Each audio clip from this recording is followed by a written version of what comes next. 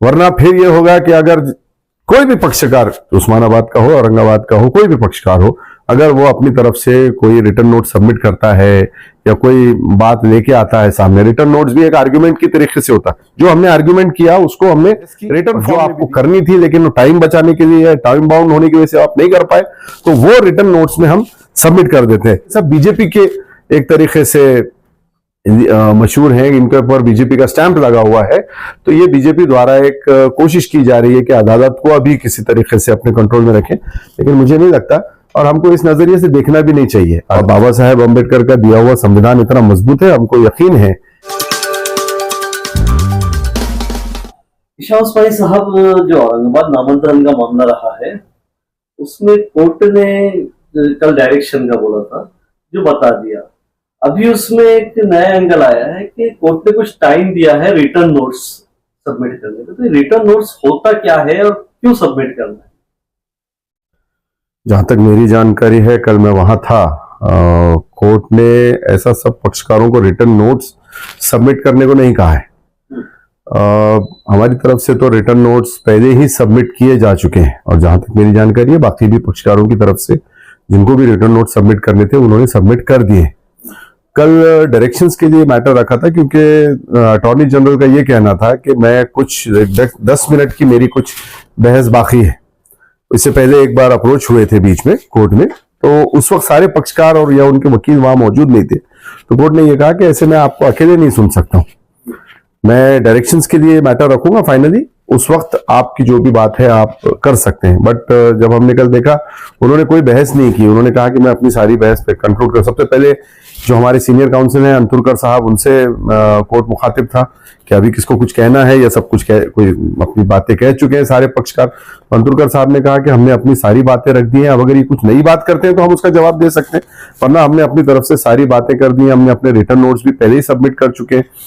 उसके बाद सरकारी वकील ने भी यही कहा कि मुझे अभी किसी में कुछ कहना नहीं है, जो भी सब कहना था मैं कर दिया।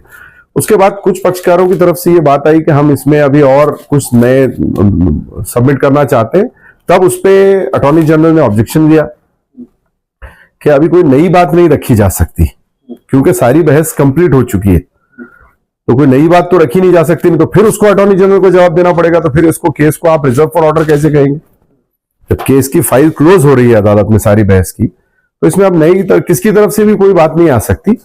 जो पक्षकार थे उनको कोर्ट ने सिर्फ ये कहा है कि आपने अपनी बहस के दौरान जिन अदालती फैसलों का हवाला दिया है, जजमेंट्स का साइटेशंस कोट करना कहते हैं हम उसको लीगल भाषा के अंदर, तो जिन अदालती पिछले कुछ सुप्रीम कोर्ट के या हाई कोर्ट के कुछ फैसलों का अगर आपने हवाला दिया है तो उन ऑर्डर्स की कॉपी आप कोर्ट में सबमिट कर दे सकते हैं अगर आपने नहीं किया है तो। वो भी ये होता है कि कोई ऑर्डर 300 पन्ने का, कोई 100 पन्ने का, कोई 500 पन्ने का, ऐसे बड़े बड़े ऑर्डर्स होते हैं। तो उसमें जिन पैराग्राफ्स पे आपने रिलाय किया है, जिन पैराग्राफ्स के ऊपर आपने स्ट्रेस दिया है कि हम इस जजमेंट के अंदर इस पैराग्राफ को कोर्ट की निगाह में लाना चाहते हैं, तो उस पर कोर्ट ने यह कहा कि उन पैराग्राफ्स को आप अंडरलाइन करके, हाईलाइट करके, और वो जो ऑर्डर्स जिस पे आपने रिलाय किया है अपनी बहस के दौरान, उन जजमेंट की कॉपीज अगर नहीं दी है तो वो 3 दिन में आप दे सकते हैं।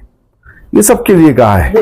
जो मुशाला साहब के जूनियर वकील ने जो आप कल बताए थे, तो मैं आपसे डिटेल में नहीं ले सका था उस पर कि वो चीज क्या थी। क्या वो लोग कुछ नया सबमिट कर रहे हैं मुशाला साहब की तरफ से, कुछ नया और पुरावे देने वाले हैं कोर्ट को, ऐसा कुछ है मामला? दे सकते हैं? अभी कोई भी इसमें कोई भी बात नई नहीं ला सकता, तो और ना जी ये मैटर क्लोज हो चुका है, ना कोई नया अपनी तरफ से आर्ग्यूमेंट कर सकता है।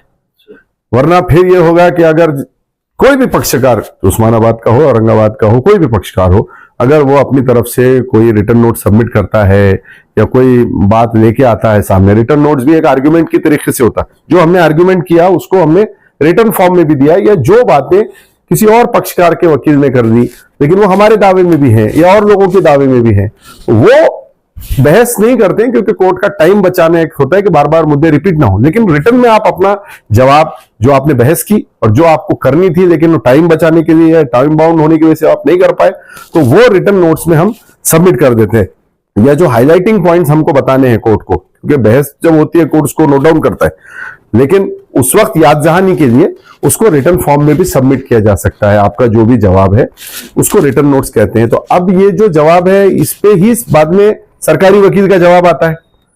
तो अब किसी भी पक्षकार की तरफ से कोई नई बात नहीं रखी जा सकती, वरना तो वो क्लोज हुआ ही नहीं। रिजर्व जिसको हम कहते हैं कि ऑर्डर के लिए हो गया, वो हो ही नहीं सकता, क्योंकि कोर्ट किस चीज पे फैसला करेगी। फिर सरकारी वकील को आना पड़ेगा, फिर उसका जवाब देना पड़ेगा, फिर उसमें से कोई बात निकलेगी, बात खत्म ही नहीं होती ना। अभी तो सारे आर्ग्यूमेंट्स जो भी थे सबने ये मान लिया कि अब हमारी तरफ से आर्ग्यूमेंट्स कंप्लीट हो चुके हैं। अब सिर्फ हम अगर कोई भी पक्षकार चाहे तो वो सिर्फ उन ऑर्डर्स की कॉपी सबमिट कर सकता है जो उसने अपने जजमेंट में रिलाय किए हैं। सर, ये जो मामला पूरा चला है इस पे आप तो काफी डिटेल दिए हैं हमारे चैनल पे पहले भी। अभी जो मामलात आ रहे हैं, जो हमारे शहर के अवाम है, जो नागरिक है, उनकी तरफ से नाउम्मीदी देखी जा रही है, जो लास्ट टाइम भी बोला। कल की आपकी रिपोर्ट पर भी, न्यूज पर भी काफी कमेंट आए, उनको आप एक क्या मैसेज देंगे औरंगाबाद की अवाम? मैंने जैसे पिछले बार भी आपसे आपके चैनल के जरिए कहा था कि हमको उम्मीद होना चाहिए, कभी भी अल्लाह की जात से नाउम्मीद नहीं होता है मोमिन जो होता है।